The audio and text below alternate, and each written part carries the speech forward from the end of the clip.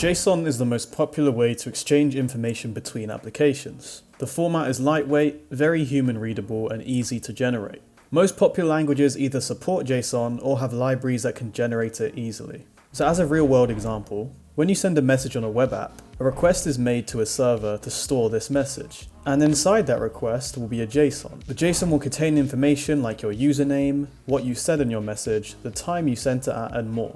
Then the server is able to read this JSON and save the necessary data. Similarly, the other way around, if you're trying to open a message from your friend, the server would likely send back a JSON with the messages that you've received. And then the front end reads this JSON and displays it nicely on your screen. A JSON object consists of key value pairs separated by commas and enclosed in curly braces.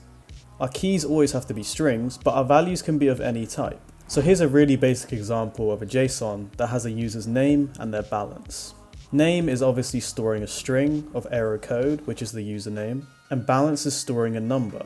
Here's a more complex example with a bunch of different data types. So we have error code, which is the name and a string, balance, which is a number, and subscribers, which is an object that contains the count and notifications enabled. So subscriber count and how many of those subscribers have notifications enabled. Then we also have a donators key, which stores an array of strings, then a boolean, and then a null. So as you can see, we can store all types of data inside of a JSON. JSON also supports arrays, which are generally less commonly used than objects, but they're useful for when you need to store a collection of values. Here's an example of a JSON array. It's very similar to our last one, but since it's an array and not an object, we don't store any keys.